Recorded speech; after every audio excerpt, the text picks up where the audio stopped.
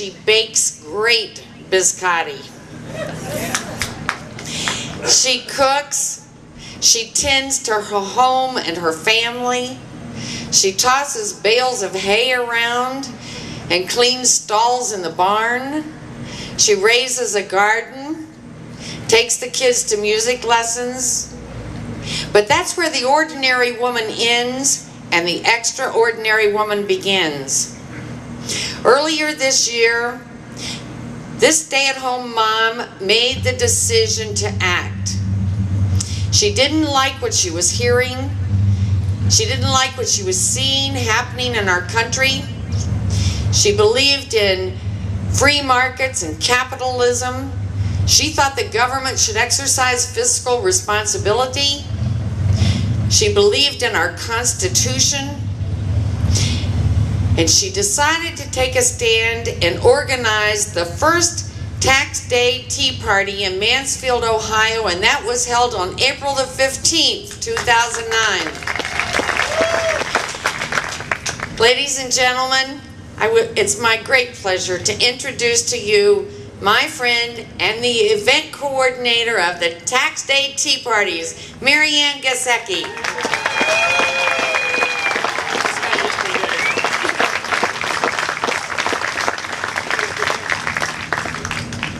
I'm going to have a tough time fitting my head through the door when I get home, I think. Barbara likes to give me a lot of credit for this stuff, but to be honest with you, I couldn't do it without Barbara. People on my committee, we have Tammy Puff, Ron Puff, and Sandy Cat. We have a very small committee. We all work really hard, so I can't take a lot of the credit for it. I would like to take a minute to thank my husband for managing all the sounds and bands and all that good stuff for us. Couldn't have done it myself. I want to thank my kids, my awesome kids, for sharing Mom a lot more than they'd like to. And for those of you that were with us on July 4th, you remember my parents and my uncle came down. It's that kind of support, family support, and support from all of you that come to these events and listen to my emails and take action on my email. It's that support and people like you that makes it possible for us to make history, and we are doing that today.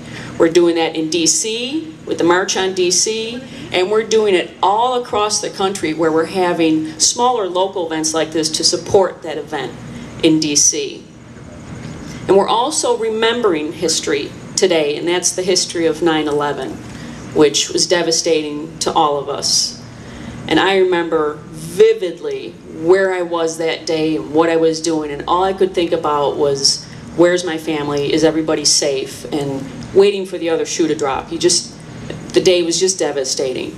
And there's a lot of talk about returning to that post 9/11 mentality of unity and patriotism and even a little anger about what had happened. But I also think we need to return to a post-Constitution mentality. And that was a mentality of virtue and morality. And Samuel Adams said that public officials should not be chosen if they lack proven virtue and morality and wisdom. And our founding fathers expressed an enormous degree of anxiety concerning the quality of virtue and morality that would be needed to uphold the Constitution in future generations, and rightfully so. I mean, if you look at what has become of our Constitution and our political system, where is the virtue and morality? There basically is none. So I believe virtue and morality needs to be taught and continually cultivated. Our lives should be led by virtue and morality, not selfishness and possessions. And our leaders should be a shining example of that virtue and morality as our founding fathers intended.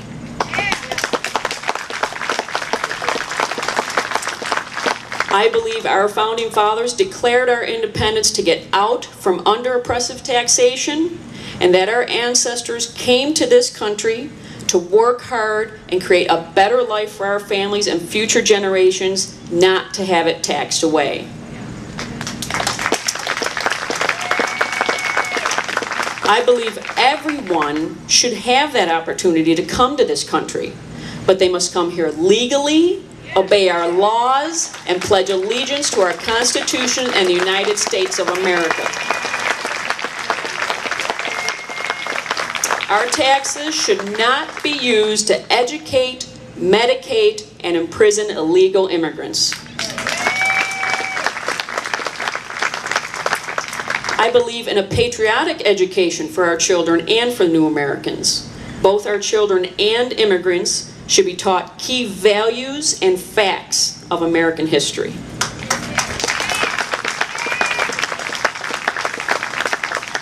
I believe we should have the biggest, baddest, strongest, most advanced military in the world.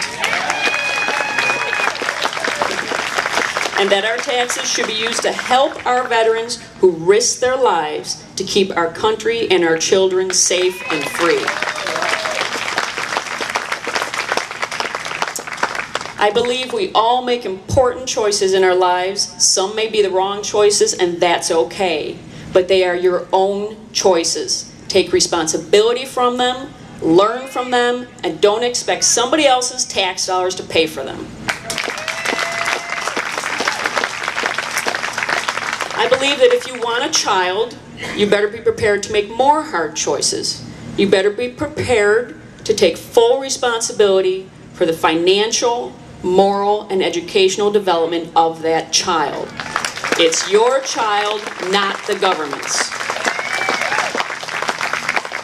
I believe that failure should not be rewarded, and success should not be punished. I believe that frivolous lawsuits are costing this country a fortune. And I believe in hard work and capitalism. I believe that energy independence and conservation should be incentivized, not forced by the hand of government. I believe that government should stay out of the financial business, out of the car business, and out of the medical profession. Yeah. Don't tell me whose mortgage to pay, what car to drive, or what doctor I can and cannot see. But most of all, I believe we are the greatest nation on earth. And no apologies necessary. And if believing in these things makes me an extremist, then I'm darn proud to be one. And I'm proud of everything that you all are doing, all the action you're taking. I can't do this without your support and your belief in me and what we're doing. Thank you so much for coming today, and we'll see you at the next one. Thank you.